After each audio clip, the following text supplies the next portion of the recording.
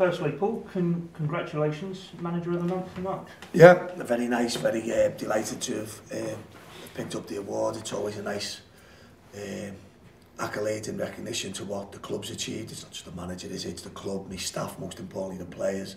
You know, nice for Shea to get it. You know, disappointed with the defeat at Portsmouth, meaning we've got a tough start to winning again this month. Winning it again this month would mean good things, so we're up against it, but let's give it a go. And also it's this sort of time of the year awards season where before you've even finished the season you've got 4 players in the team of the year as well. Yeah, and you can see why, can't you, with all due respect, that to date we've had a very strong season. You know, lads have had an outstanding number of games to play and repetitively have turned up and percentage-wise done well in the majority of them.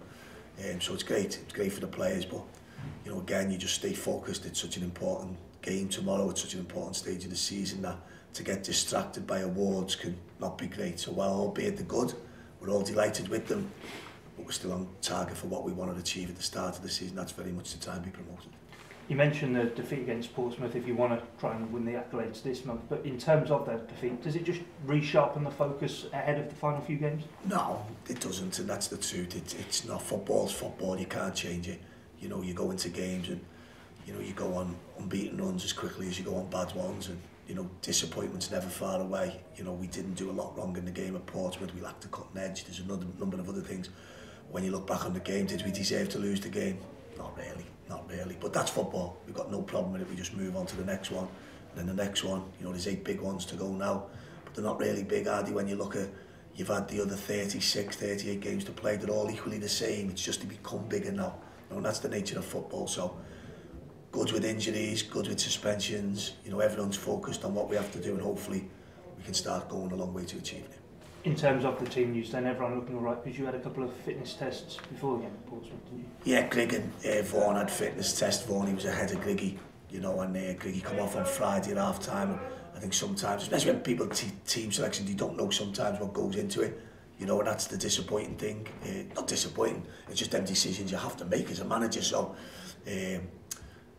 2 lads have come through that now. They've had good rest this week, both fit and available for tomorrow. And everyone else, I think, yeah, it's good to go. And in terms of the attacking options then, for you, it must be somewhat of a selection dilemma because everyone stayed fit throughout the running. Yeah, that's great credit to Procky and Nick, isn't it? You know, the medical staff, they work tirelessly to do that. You know, there's so much goes on with recovery, rest, recovery. You know, the sessions the lads do, it's good to have such a good list to pick from. You know, but as I say, it's very much focus on the job in hand tomorrow. MK Dons are on a good run. You know, they're a difficult side to play against, the way they dominate the ball. You know, we're more than looking forward to the challenge. Have you been somewhat surprised after, given the close encounter on the first day of the season, whereabouts they are at this stage of the season?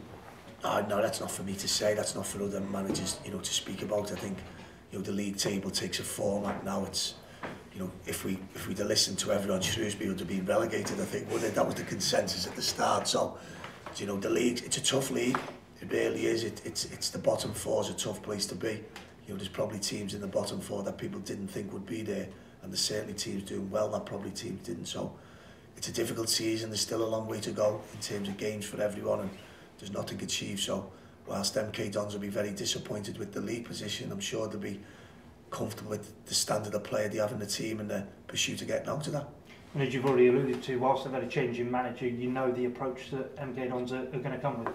I've always been that since Carl Robinson's days, really. It's always been with a good ethos on the game and how it should be played. And I think every club's got the ability to be able to decide how they want the game to be played. I think it's always, for me as a manager, it's always been enjoyable playing MK Dons. They are always good games. I've always enjoyed games against MK Dons. It's challenging, you know, because of the style of football. At any given moment, they can open you up. You know, these are good players. They've got some very good players in the team, and you know, we're under no illusions how difficult it can be tomorrow. And in terms of them, despite being at the bottom end of the table, it's refreshing to see them stick to their principles rather than change, just looking to stay in the division. Again, that's down to the club and the manager, isn't it? So, you know, in your pursuit of winning games, sometimes people will vary from what they believe in. You know, that's MK Don's decision to do that. You know, ours is very much not dissimilar. You know, we want to play football attractively if we can, but we also want to win.